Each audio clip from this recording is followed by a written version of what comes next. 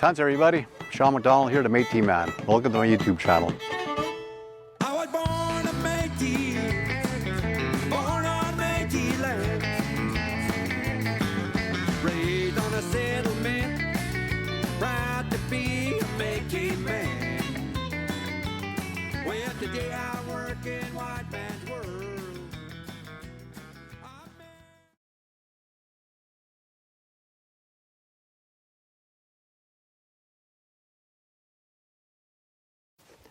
Good afternoon everybody, Tansatoya. My name is Sean McDonald, the Métis Man.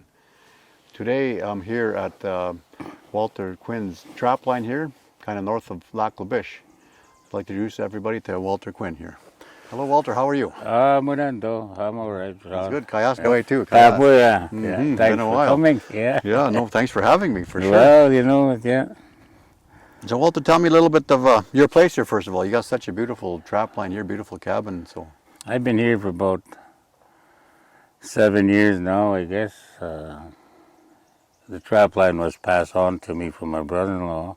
I lived here for 6 years in the bush. Like, I've never ever did leave my culture. Yep. You know, like, I still live in the bush. There's no place else I'd rather be but in some place like this. well, I consider you one of our great elders of the area here, you know, and as I say, we're losing our elders quick, you know, and we got to capture our stories, capture our history, because I say the Munyaos, the white people, their history is captured in books. Oh yeah. But us, our culture, we're captured like this, stories. I didn't even know I spoke Michif all my life, you know, but I just said, we just call it Cree, right? Yeah. But I still like to speak my language, you know, like whenever I can, but if you're going to speak your language, it's one-on-one, you know, that's the only way it works. Eh? Yes. I was born near Conklin, Devonish, mile 184. Oh, okay. That's where I was born, but I was about 2 or 3 years old when we moved here to Imperial Mills. Yep. And this is where I spent all my life. Pretty well this part of the country, north of Lac La Biche, I can say, you know, like what I've seen the last 70 years of my life. Today, it's disturbing, you know, scary, you know. Weather-wise, it's not the same. Everything is different. This river here, we used to live out of this river. We used to eat fish, hunt ducks. We used to trap muskrats and everything. Yeah. We live off this river. Before you came here, you crossed this river 3 times. Boy, all the community members from Imperial Mills used to live Fish Lake over here. You know, we trap all this river. Today, you can't eat the fish. You can't drink this water.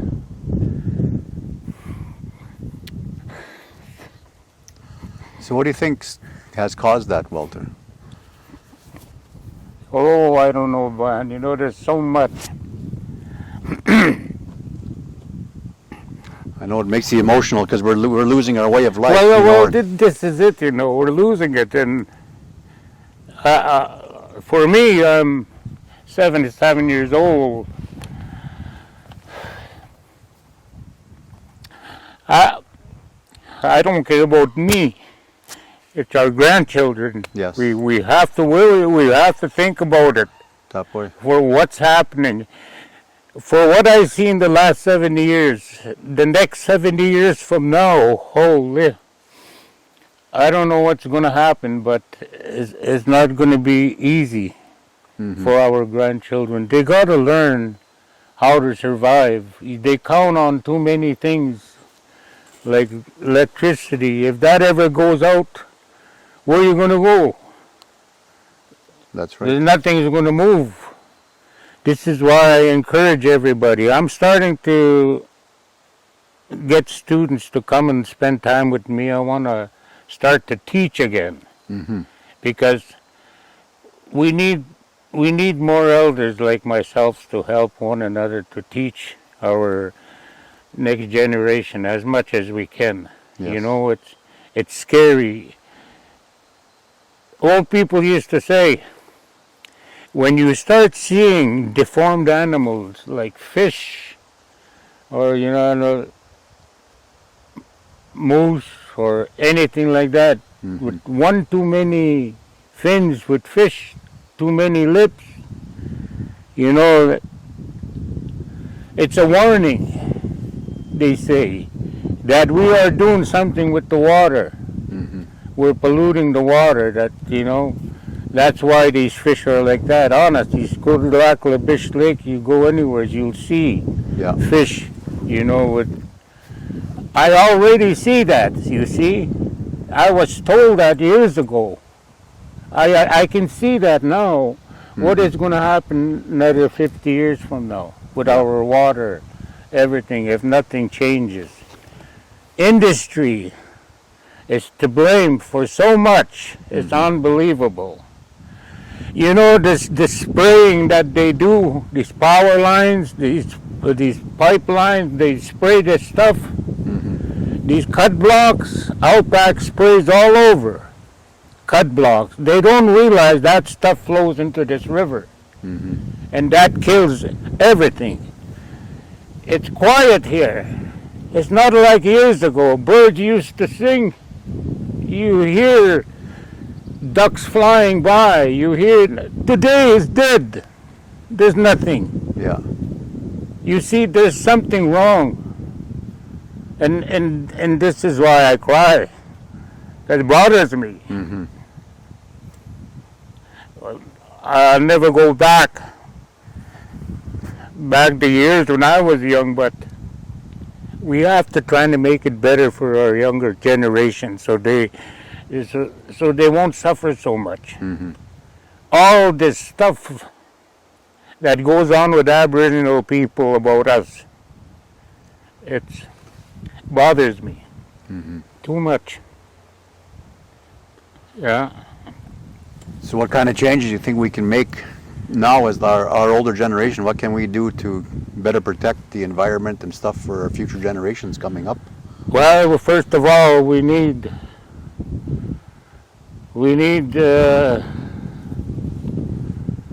people to work with the environment, like I just told your son here about being biologist or archaeologist or something to do with the environment. Because if we don't have that, where are we going to go?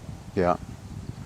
If we don't have any place to go to, where are we going to make fire? What are you going to do? There's nothing you can do. Yeah. We gotta teach them. We gotta teach them now before it's too late. Yeah. I always said too, like we got to teach the younger ones how to live like how you're living here. Yeah. Live the same way, off grid. You're not relying on power. You're not relying on natural gas. That's how you gotta teach them. The old ways. The old ways, you gotta go back. That way. We have to go back, and that is where we are going back slowly. Because pretty soon, look at the price of everything now, and the sickness that just went. In my younger days, I remember when that Black Plague went through. Yeah. I remember them talking about it. If you come to a cabin like this, you find a skunk hanging outside. That was that skunk force to kill the disease. Oh. And right for the longest time in the 50s, up north, you come to a cabin, you still see those things hanging like that. That Really? was the purpose, to kill that sickness that was going around, eh? Okay. Yeah. Yeah. Yeah. Yeah. And, we talk about our rights. We're losing our rights, and that's not right. Our ancestors gave us those rights, so we can hunt and fish and trap when there's nothing over here to do. When we gotta live That's why they gave us those rights. That's why they signed that paper. They knew maybe in the future we'll have to run back hunting and fishing and gathering again. Mm-hmm. That was our rights, hunting, fishing, trapping. But now, slowly, they're just breaking it piece by piece, monial. Mm-hmm. They're giving us orders to do this, giving us orders not to do that. You see, I don't care if it takes them 100 years from now, they'll break a right. Mm-hmm. And when that's gone, then what? We're slowly losing our rights. We're slowly losing our rights, and nobody's doing nothing about it. I think they do it so slow and so subtly that the young ones don't even see it happening. They don't know. They won't know the difference. Mm-hmm. Yeah, I'm glad you're here, Sean, because I wish a lot of my brothers and sisters out there that are old like me can talk about things and get together sometimes, or let's share our stories. Mm-hmm. This is a good thing. This is how we communicate now. That's right. Yeah. The elder told me, you see this trail here? That's a 150 years old trail. Wow. That goes to Heart Lake. Oh, really? This From trail Heart Lake, it goes to Apiatic Lake. Mm-hmm. Umuta.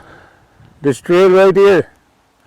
All our ancestors, they go fishing, setting nets, whatever. That's their trail. Yeah. But now they're saying that when we pray, our ancestors can't come because all the trails are ruined. Mm-hmm. I don't know if that makes sense. That does make sense. Yes. It does, because if you're spiritual, In a spiritual way, yes. in a spiritual way, it only makes, or even our gatherings where we used to go big berries, Mm-hmm. or where people used to live, there's no more. There's no more Pivan Prairie. There's no more Round Hill Tower. Yeah. Magigway. Nothing. They destroyed everything. And that's how they like it. Mm-hmm. We done a traditional land use study in 1993 when I started at Alpac. Yeah. And you know what? They never followed one bit of that traditional land use study. Nothing. I don't Really? even know where the map is, whatever. Yeah. We went out marking graves and everything else. Yeah. I know Four Corners, Margie. Mm-hmm. There used to be a grave site there. That's gone.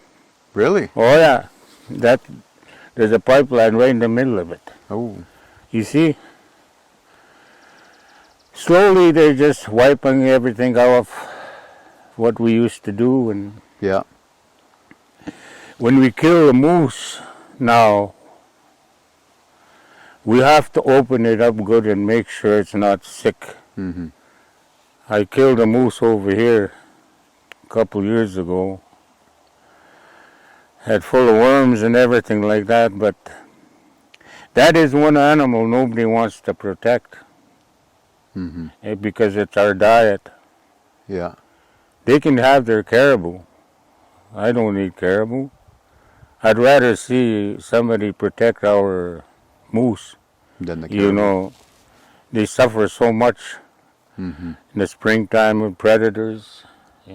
Yeah. Nowadays, bear is the worst predator this time of year.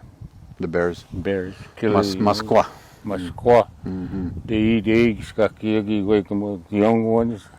Mm-hmm. Bears are bad, yeah. Yeah. But the moose, like, I would like to see a program or something like that where try and save the animal as much as you can, because Mm-hmm. everybody likes moose. Yeah. And the abuse of our rights some people do, that's got to be dealt with. Mm-hmm. Too much, killing. There's got to be something. Something set aside. Like the lady came and seen me. They want to set a program up about hunting, fishing, trapping rights. Mm-hmm. Well, hunting, like if you kill the moose, that's one right you should study for a whole week. Yeah. How to prepare a moose, how to do this, how to do that, how to make a hide, how to... and then you go fishing. Yeah. That's another right. How you got to show the people. How do you fish? How do you keep all this stuff? These are our rights. Mm-hmm. Nobody's ever tried to show the other people what to do about this. We got to do it now. Yeah. Yeah, it's So it's not only, well, different levels of government that are taking away our rights, but well, this is it. Yeah. they're doing it so slow and so subtle, like I said, and we don't notice it as much. I'll tell you a story. This is a true story. Right over here is this place here. Where I call it Petlockery because mile 139. Yeah. It's called Petlockery. That's the railroad station. Oh, okay. You know, and 37. Then there's Petlockery 139. I was about 9 years old, and these section men, they Yeah. came to my dad. My dad, Leo, he said, the two moose crossed by 39.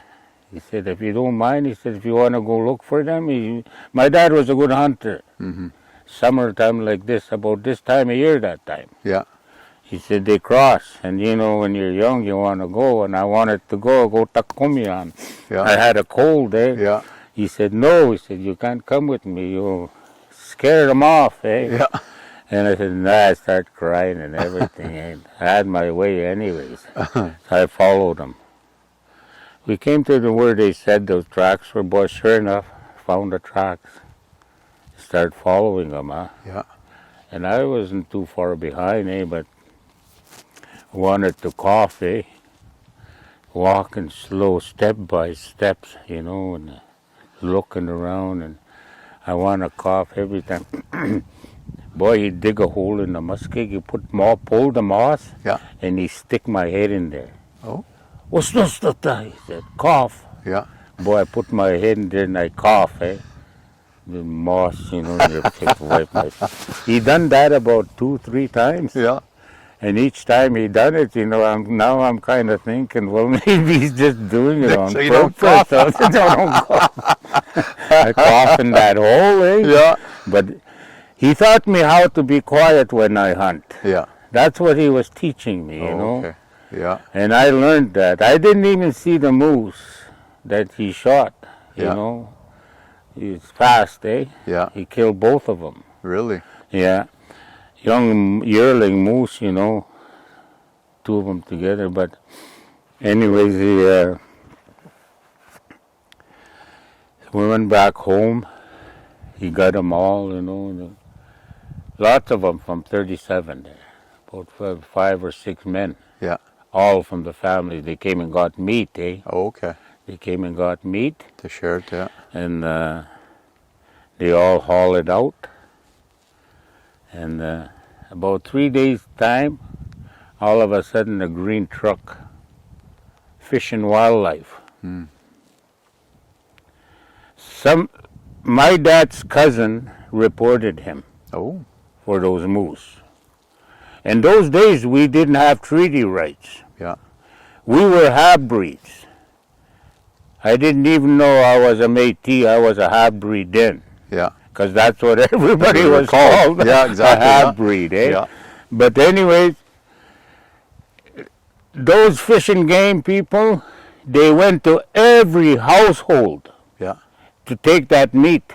They took the meat. They took the meat. They took every household. My friend Dennis Boostrom, he lives in Heart Lake now. We were talking about this not too long ago, but he said, I remember that time. He said, your dad got caught. He said, my mom had a roast in the oven. He said, they just took it right out. He The said, roast? Still he's warm, he said. Oh. They took everything. What was the reason for taking the meat? I don't know. They didn't want nobody to eat anything, but the guy who reported him took those fish and game right to the spot, Yeah. right to where the kill was. Really? My dad went to jail for 4 months Did he? because he wanted to feed his family. Feed his family, yes. You see, That's that is that's what I bullshit, yeah. mean about our rights, hunting rights. We have them. We have to protect them. Yes. It's hard when we didn't have rights, when we wanted to live off the land. Yeah, you didn't have a leg to stand on back then. You kill something, you have to listen for a helicopter. You have to listen for some vehicle. You're always running. You're always scared because you want to eat. Yeah.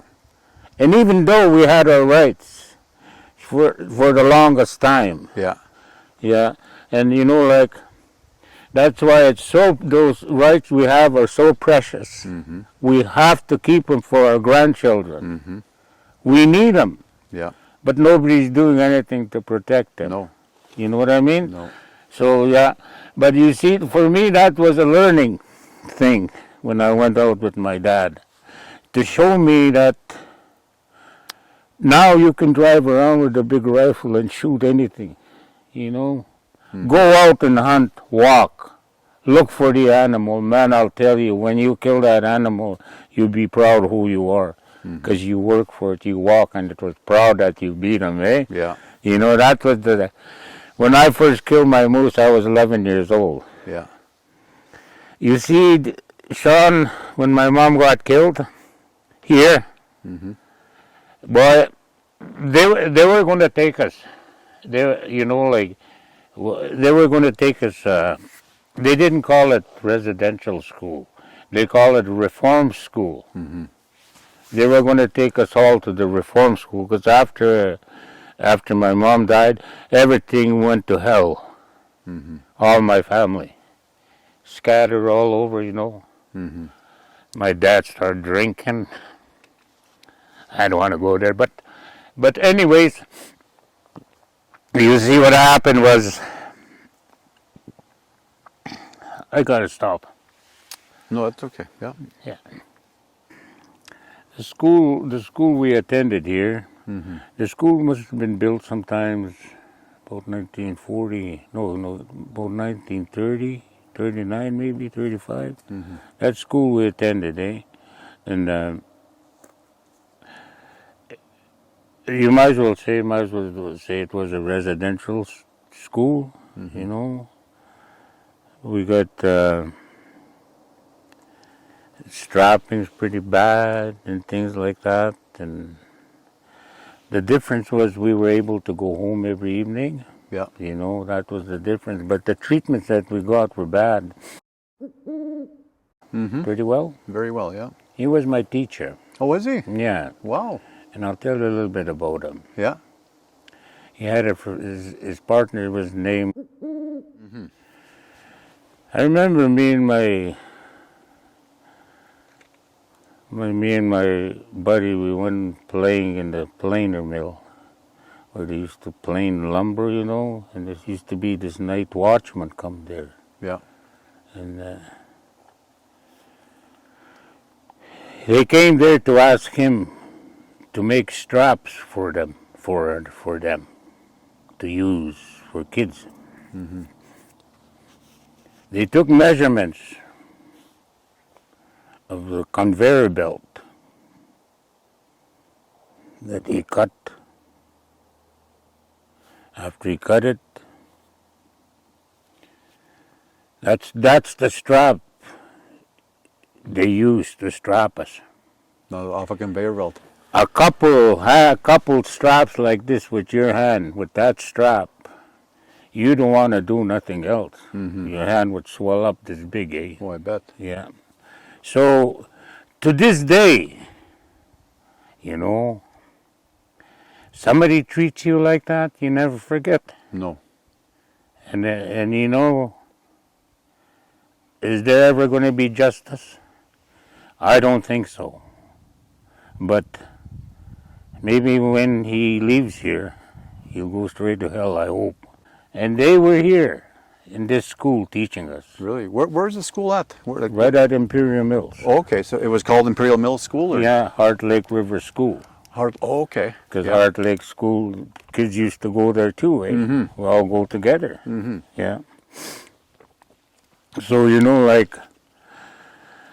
things like that, you don't forget. No, that's right. It's about these kids, like mission. I know lots about the mission, MacArthurin, Mm-hmm. stories. It's unbelievable. Mm-hmm. I wanted to ask you about racism. I know how racism was back in my day when I was a youth growing up. But how do you compare it to how when you were growing up to how it is now? You think it's better or worse, the racism, or how do you feel about that? Well, I know one time because on account of my skin, I was a hell of a lot better operator than the next guy. Mm-hmm. He got the job because his skin was white. Really? A lot of that I experienced. You're a construction man. Mm-hmm. I operated since I don't know when, build leases and things like that. There was always something. Yeah. Today, I don't know how it is. I haven't been with industry that much, but it's a lot different now because things could be done. Yeah. All you have to do is report the person. Yeah. Before it wasn't. If somebody call you, that's one thing I feel bad about it. I was called an Indian 3 times, and each time I hurt the person. Mm-hmm. Each time I hurt the person, and today it bothers me, Yeah. because why did he judge me on account of being who I am, Mm-hmm. he's no better than me, No. but you think about it like that, but as you get older, when you make mistakes, you really have to be careful. Mm. It's not so much, there was times, honest, there was times where it hurt so much, I wanted to be white. Yeah. You know what I mean? Yeah. And the worst thing I could ever thought about was that. Was that? Yeah. But that's where I was put. Yeah. And to this day, never. I'm happy who I am. Mm-hmm. I'm proud of my skin color and whatever, it's just that I don't know what it is, but some people just don't like other people. No, they just don't. No. So what would you tell, say, youth, like my boy here, for instance? What would you tell the youth, the Aboriginal youth of today, of what they should be doing to get themselves ready for the future, and what they should be doing to prepare themselves and the betterment of our people? Like, what message would you give them? I would have to say, first of all, I was told when I was a kid that I had to go to school because in the future you would need it more than anything else. And I see that today.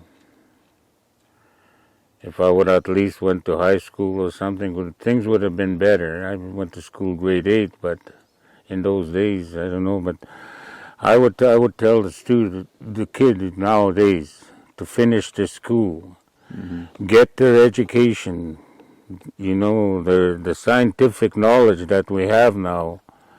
If they can have that also, but not to ever leave the environment or got to be involved with the environment, no matter right to the end, because worst comes to worst, this is where you're going to have to go. And don't stop working.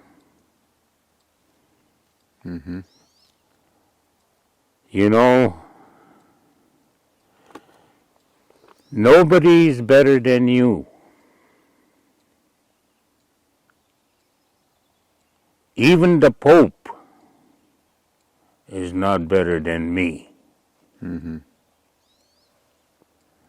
You see, you could be who you want to be. You just have to put it through your head that you're going to be who you want to be. Don't turn around and look back. Look ahead. When you look back, when you got shivers behind your back, you are scared of something. Something's behind you. But when you want to cry, and when you're joyful, This is the feeling you don't want to lose because you had accomplished something within yourself that is joyful. For the students out there, for the younger generation, just keep going whatever you're doing, but don't forget. Don't forget your mom and dad. They're the ones who taught you everything. I'm 77 years old.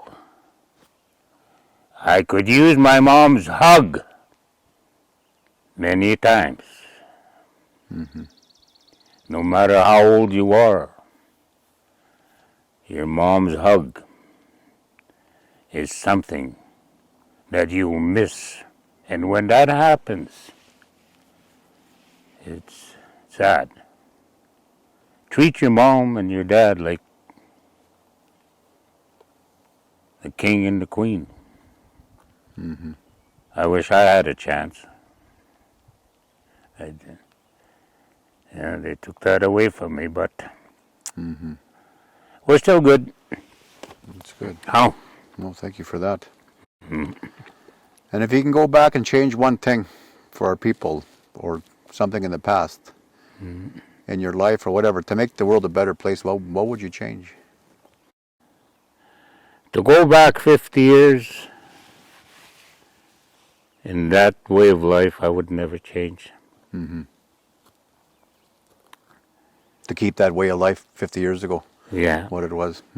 To keep that way of life to this day. Yeah. Because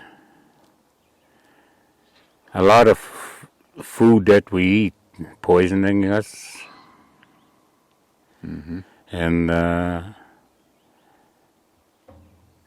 they're not, they just don't understand how we live as Aboriginal people. They don't understand what it means for us.